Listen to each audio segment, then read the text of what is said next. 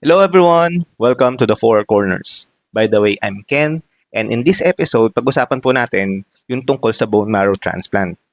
Dito po, meron po akong nakilala, meron po akong in-interview na isang taong nakasurvive, nakatapos na po ng bone marrow transplant. Katulad ko, AML din po siya, meron siyang acute myeloid leukemia, and let's see kung ano po yung makukuha natin sa kanya, paano niya ba nilabanan tong sakit na to, paano siya nakasurvive, sa bone marrow transplant, and hopefully makakuha tayo ng mga tips, makakuha tayo ng mga aral kung ano ba yung mga dapat nating malaman, ano ba yung mga dapat nating paghandaan if ever sasailalim tayo sa bone marrow transplant. So, tara, samahan niyo ako. Hello everyone, welcome to the Four Corners. By the way, I'm Ken and we have a guest. A bone marrow transplant survivor and a friend of mine. Welcome, EJ. Hello. Hi, Kuya Ken. Hello. So si EJ, nakilala ko nga pala siya sa NKTI mismo. Kasi doon ako nagpapa-chemotherapy. And upon searching for people na talagang nakasurvive na doon sa mismong leukemia, doon nakapagtapos ng mismong bone marrow transplant, siya yung parang, let's say, kinonect sa akin ni Lord. Kinonect sa akin ni Lord para mas malaman, mas magkaroon ng knowledge about the treatment itself because yun din naman yung pagdadaanan ko sooner or later. Okay, so tatanungin natin siya, interviewin natin siya kung ano ba talaga yung naging experience niya dun sa transplant, ano yung naging life before yung cancer, and ano ba yung masasabi niya, ano yung magiging advices niya sa atin. Those sa mga tao na going through the same journey na meron din ako and baka meron din kayo. So, let's start.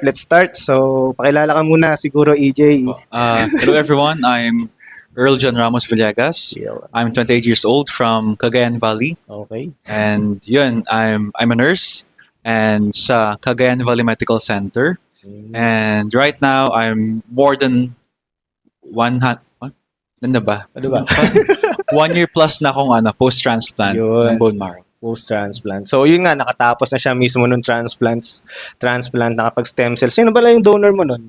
Sister ko yung bunso. Yung bunsong sister niya. So, ano kayo? Haplo ba kayo nun? Upload Full match? 50% lang kami. 50%. Haplo match sila nung sister niya. And then, nakatapos na sila mismo nung transplant. So, dito may tanong muna tayo sa kanya before tayo mag-round down to mismo dun sa treatment itself. So, EJ, what is your life ba before nung nalaman mo meron kang cancer, meron kang leukemia?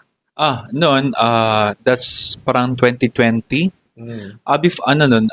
Parang noong 2020, start ng pandemic, di ba? Oh. So, start ng pandemic, ako noon, COVID nurse.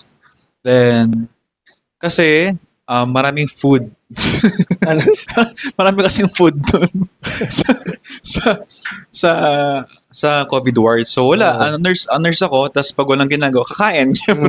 Ayun, yun, before ako mag-cancer, nag-workout pa ako. 10 kilometers na run, kaya ko nun.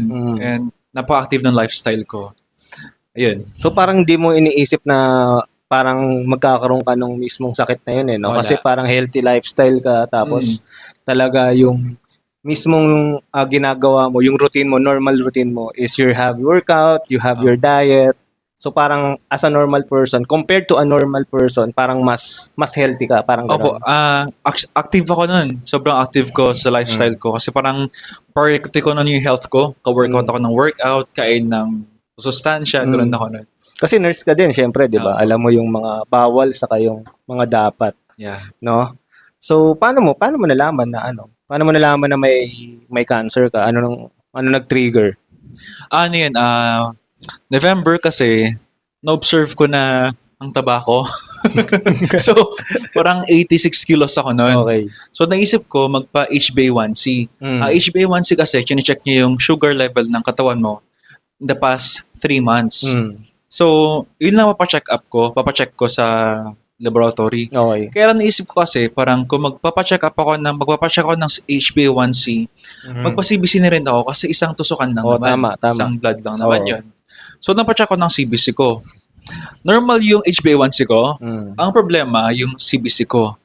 Mababa yung platelet ko. Yung hemoglobin ko, Okay. below normal. Tapos yung WBC ko that time, normal pa naman. Normal pa. Okay. Then, ginawa ko, inulit ko ulit after 3 days. Baka may dengue lang ako. Sabi ko, kasi dengue season na yung time na yun, Okay. November kasi. Mm. Though, napansin ko, bumaba pa yung aking platelet. Tapos, wala naman ako, nagnat. Mm. Then, kinausap ko yung doctor ko na kaibigan. Sabi niya, EJ, magpa-check up ka na sa hematologist. Mm. Then, nung chinek up ako ng hematologist, sabi niya is may acute leukemia. Agad. Oo. Sa, Acute leukemia. dun sa may To be specific, anong acute yun? myeloid. Acute myeloid leukemia mismo. So, ano ba? May mga symptoms ka bang naramdaman nun? Or talagang randomly, chinek mo lang kasi parang feel mo mataba ka nun? Yun lang, wala akong symptoms na Yun yung randomly, chinek ko lang yung sugar ko dapat. Pero na-check na, yun nga, yung dugo ko. Yung dugo mo, chinek mo, tapos nagpa-check up ka sa hematology, and then, yun na, sinabi niya na may leukemia. meron kang acute myeloid leukemia. Oo. So, after nun, anong ginawa nyo? Diretso chemotherapy ba nun? Diretso admission? Ano? Hindi, actually, sabi nung doctor, ulitin natin after 1 week, sabi niya. Tignan natin. Para makasigurado. No? Para makasigurado. Sabi ko pa noon sa doktor ko, Doc, may duty ako sa COVID ward. Sabi ko, hindi pwede akong hindi mag-duty. Sabi niya, hindi pwede. Kailangan mong mag-transfer sa ibang ward muna for the meantime, sabi niya. Then, after 1 week, then chinek ulit, yun nga, ganun pa din. Ganun pa rin. Sa may leukemia. Tapos sabi niya sa akin, magpa-admit ka na para ma-BMA kita. Ma-aspirate natin yung bone marrow, ma-check natin kung anong klaseng leukemia. So, for those people na hindi alam yung BMA, ano ba yung BMA? BMA stands for bone marrow aspiration. Ito yung kinukuha yung marrow, yung sinisipsip sa mismong bone marrow. Sa bone marrow doon. Yun yung parang bagong dugo na lumalabas. Na-form, parang gano'n. Doon mo kasi makikita kung normal siya or hindi. Doon. So, sa'yo, sa dugo pa lang, lumalabas na meron akong leukemia. Lumalabas na meron ka ng leukemia. Bukod pa doon yung bone marrow biopsy, which is doon mismo sa bone marrow mismo kinukuha. So for those people na hindi nila naiintindihan, no, just to make it clear lang, no, si EJ, bone marrow aspiration siya, which is yung dugo yung kinuha. Tama, no? Tama. Yung dugo pa lang yung kinuha. And doon pa lang nalaman na meron ng mga abnormal white blood cell, leukemia cells sa loob ng katawan niya. Which is dapat nasa loob lang na yun ng bone marrow mismo. Because they are, ano ba tawag doon? They are not yet hindi dapat mature. hindi pa sila mature enough to go to your bloodstream. Pero sa kanya, sa dugo pa lang niya, nandun na. Which is normally, dapat nandun pa lang siya sa bone marrow mo mismo. Okay? So, ibig sabihin, kumakalat na sa buong katawan niya yung leukemia, which is, kaya nga siya tinatawag na acute myeloid leukemia. Yung acute is sobrang bilis, yung mabilis na pagkalat ng mismong cancer cells sa katawan niya. Okay? Tapos, ano nangyari doon? Na-admit ka na ba? Sabi nung parents ko, punta na tayo sa Manila kasi sa Cagayan pa ako noon. Para, second opinion, gano'n. Tapos, yung treatment man, andito na lahat. Nasa Manila na lahat. Parang gano'n. Ayun, nagpa-PMA ako sa St. Luke's. Tapos yun, mayroon ako acute myeloid leukemia. Then after a week or 2, parang gano'n, nag-start na ako ng induction. Induction chemotherapy. Tapos, ano ba yun nangyari? Nag-remission ka na nun? Nag-remission ako ng first induction ko. Then, tinapos ko yung 4 pa na consolidations. Consolidation nun. Tapos na-bone marrow ka na ba nun? Nag-bone marrow, hindi pa. Hindi pa. Actually, in-offer yun sa akin, pero sabi kasi ng doctor ko, intermediate risk kasi meron 3 risk. Low risk, intermediate, siya high risk. Nasa gitna kasi ako eh. Intermediate so, intermediate. Sabi niya, it's either pwede or pwedeng hindi. So, I-opt na, wag na lang, sabi ko. Bakit? Bakit wag na lang? Mahal kasi. Oo, kasi mahal. Mahal kasi. Yun nga. Hindi naman siya parang ibang sakit na maraming tumutulong. Hindi, mahirap kasi. Like, in comparison sa may mga kidney problems, di ba? Libre ng PhilHealth ang parang 100 sessions nila. Sa leukemia kasi na adult, hindi siya ganun. For those people na hindi familiar, no? Itong sakit na acute myeloid leukemia, parang ang nako-cover lang sa kanya ng PhilHealth is less than 20,000 lang po. Less than compared to other cancer diseases. Magkano yung average mo? Average na nagastos ko. Siguro kung sa Asian hospital before, yung average, siguro sabihin natin average na nagastos ko nasa ano yan, 5 million yun. Tapos yung na-covered lang ng PhilHealth doon, yun, hindi masyadong malaki. So, wala pa 100, no? so sobrang isipin mo naman yung mismong gagastusin mo tapos yung PhilHealth. Tapos malalaman mo may sakit ka, yung gagastusin mo. Yeah. 'Di ba? For those people na fortunate like us na merong, sabihin na natin blessed to have people supporting us dahil dito sa sakit namin, na nagagawa namin magpagamot. But those people na not really fortunate, 'di ba? Tapos malalaman mo may sakit ka and malalaman mo pa yung gagastusin mo doon sa sakit na yon, is parang lalo kang mawawalan ng, let's say, hope. Yung mismong hope na yon, parang hopeless ka na talaga. Kasi may sakit ka na, yung babayaran, wala ka pang capability para doon sa healthcare na yon, 'di ba? So ano na lang naghihintay sa'yo after that, 'di ba? Yeah. So, yeah, going back, yun na side trip lang, side ano lang namin doon. Baka na PhilHealth. Frustration natin about doon. But let's go back na lang doon sa mismong topic natin. Yeah. Tapos, so kailan ka nag-BMA? Ano ba nangyari after mong mag-remission? Ayun, after ko nag-remission, ayaw pa kasi ni Doc na mag-work ako. So, nag-stay muna ako sa house ng 1 year. 1 year ako hindi nag-work. Then, parang 13th month ko ng remission, nag-work na ako. Then, parang naisip ko kasi nung nag-work na ako, parang gusto ko lang magpa-CBC ulit. Kaya na naman. Sabi ko, gusto ko lang magpa-CBC. Nung chinek, bumaba ulit yung platelet ko. Bumaba na naman. Naman. So, parang same siya nung before. Same siya nung before. Nangyari. Oo. So, parang 14th month ko na yun eh. 14th month, doon na naman na nag-relapse ako. Nag-relapse. So, bumalik yung mismong cancer. Yung cancer. Doon yung nag-relapse ka, ano yung initial na naramdaman mo? Siyempre, umiyak ako eh. Iyak ako nang iyak noon. Siyempre, ang hirap ng pinagdaanan ko, tapos ito na naman, parang gano'n. More than 1 year lang pa lang, tapos ito na naman. Yes. Tapos, frustrated ako noon kasi parang nakapag-start ako ng work 2 weeks pa lang. Yes. Kakabalik ko ng work 2 weeks pa lang. Parang babalik ka pa lang sa normal life mo kasi. Babalik pa lang ako. Tapos ito na naman, nagkasakit na naman ako. Parang so, grabe yung frustration nung mararamdaman mo. Kasi, to give you a glimpse lang ng experience kasi as pag nagdadaan ka sa chemo is a mixed emotion kasi hindi lang kasi yung mismong treatment yung problema mo, yung side effects, hindi lang kasi yun eh. Yung mentally mismo na iniisip mo na pwedeng bumalik yung sakit mo. Yung kasi yung hindi nawawala kapag cancer patient ka. There's always a linger of idea that the cancer will always come back. Yeah. So hindi na kahit natapos mo na mismo yung treatment, natapos mo na lahat nung pinapagawa ng doktor mo, there's always a chance. There's no 100% chance na hindi na siya babalik. So there's always na sa isip mo, baka bumalik, ganun. Mayroong anxiety, in short, na pwede siyang bumalik. Yeah. So parang hindi natatapos yung mismong sakit. But it's up to the patient and those people who are supporting the patient kung paano mo malalagpasan yung let's say stage ng buhay mo na yon, na isipin mo na babalik pa siya, hindi siya babalik.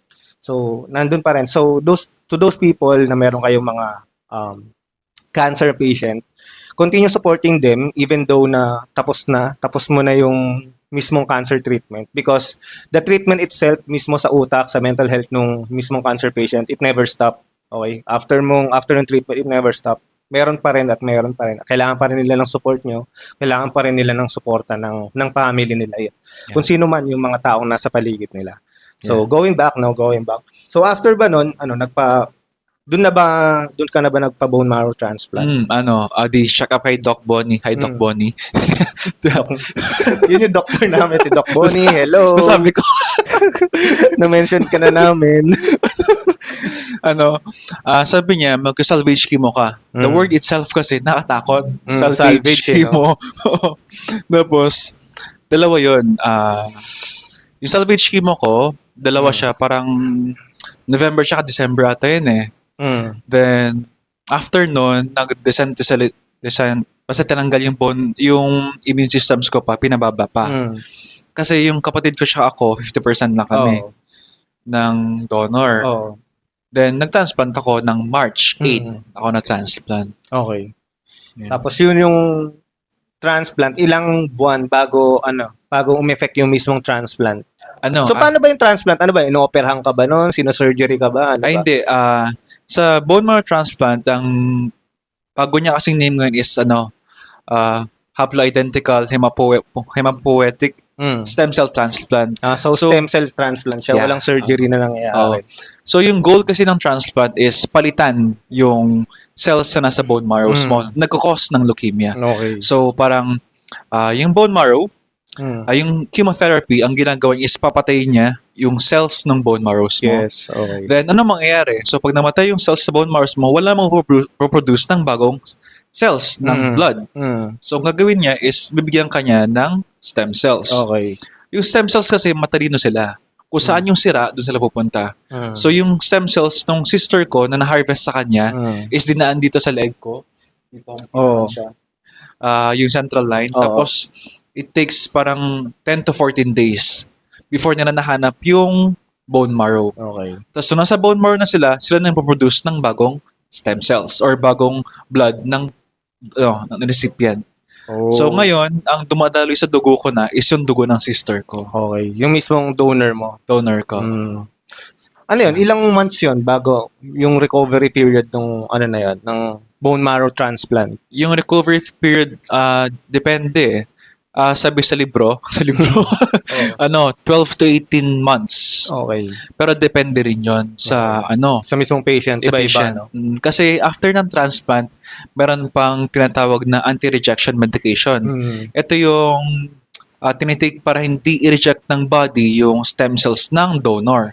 Kasi yung stem cells ng donor is foreign pa rin. Foreign pa rin siya sa katawan mo. Kasi hindi naman sa'yo yun eh. So, kailangan mo yun i-take. Ako kasi noon, ideally, 6 months dapat tapos ka na. Okay. Ako kasi noon 9 months before na tanggal sa katawan ko. Okay. Ayun siya. Yeah. So far, kamusta ka ngayon? Kamusta yung nararamdaman mo ngayon as a bone marrow transplant survivor? Wow. Okay naman actually. Parang may signs lang kasi ako ng konti ng GVHD pero mukhang manageable naman siya. Naman. Ang graft-versus-host pala or GVHD is GVHD. Naglalaban yung donor cells tsaka yung recipient cells. Kaya siya graft versus disease. Ang symptoms niya usually sa skin, sa gut, sa chan, or kahit saan, sa mata, ganun. Depende kung so parang kung ano man yung abnormal na nararamdaman nyo after stem cell transplant, kailangan nyo maging vocal, honest sa doktor nyo kasi it's possible na baka GVHD na yun. Yeah. Okay. Yung mild na GVHD, okay lang. Pero pag medyo mas grabe pa, hindi siya maganda. Yes.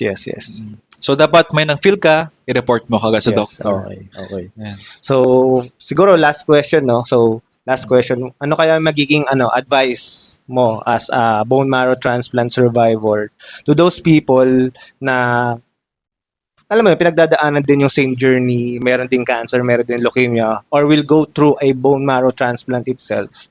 And para din sa mga tao na nanonood na lang sa atin. Yeah, ayun. Sabi ko nga sa interview, yung grit, yung grit mo, dapat yung to push through sa kung ano man merong challenges sa buhay, parang ganun. I remember, na-share ko tuloy, na nung kaka-diagnose ko ng leukemia, ay dumiyak ako noon. Tapos, may nagsabi kayo sa akin na paano pag gusto ng Lord, hanggang dyan ka na lang. So, sabi ko, nisip-isip ko yun. Pero hanggang naisip ko pa rin yun, hindi naman siguro ganun si Lord, sabi ko. Kasi, parang, para sa Bible na halaga is plans for you to prosper, sabi. So, parang, ako noon, Jeremiah 29:11, no? Ang pinanghawakan ko noon is prayer. Magdasal lang. And pag nagdadasal ka, paniwalaan mo yung pinadasal mo. Kasi kung magdadasal ka, mag-doubt ka rin after, bakit ka pa nagpa-pray? Diba? Correct. So dapat, yung prayer mo na gumaling ako, ganun, is paniwalaan mo. Kasi, yan sila, yung mga doktor natin, yung mga chemo na yan, lahat yan galing sa kay Lord. Then, you know what? Parang, sabihin ko na kasi. Sige. Parang yung support system. Parang kung nahihirapan ka, andyan naman yung family mo, yung friends mo, maging vocal ka. Kasi hindi mo lang ito laban nyo to lahat. Parang yes. Laban ito ng mga yung mga family nyo, people around you. Laban nyo to. Ayun. Tapos sa mga parang ako na parang tapos na yung transplant, parang gano'n. Tapos syempre yung mga remission, kung naisip mo na parang yung parang magkakasakit ulit, parang gano'n, huwag mo isipin yon. And maghanap ka ng way na parang ma-spend mo yung time mo na masaya, parang gano'n. Wag mong parang magmukmok ka tapos paano pag may sakit ulit ako, parang no, dapat i-look forward mo na magaling ka na. Yes, Parang ganun. yes. And I remember may nagtanong sa akin one time, post-transplant din siya. Oh. Ayoko nang sabihin yung pangalan niya. Okay. Parang 3 months pa lang kasi. Tapos sabi niya sa akin, sir, nakabalik ka na ba sa dati mong buhay? Sabi niya. Ang sagot ko sa kanya, hindi po. Sabi ko, tapos na po ako dun sa chapter ng buhay ko na yon. Sabi ko, so close ko na po yun. Panibagong buhay ulit po ito. Sabi ko. So, ayoko nang balikan yung Dati, hardships noon. Oo. Kasi tapos na yun eh. Tapos na yun so, bago na ulit. Yun, parang, yes, correct. just be positive sa buhay. Parang Tama. Diba? Ganun lang. Yeah. So, yun. So sana may nakuha kayo, no? Sana meron kayong nakuha dun sa interview natin kay EJ. So sabi niya, so dapat maging mas positive tayo sa buhay. Kasi itong after transplant, naging mas positive outlooking siya sa buhay. Yung everyday, he treasures na yung everyday. He never looked back dun sa naging experience niya before na naging masakit. Kasi for him, he treat this life a new life na. So this is a new beginning for him.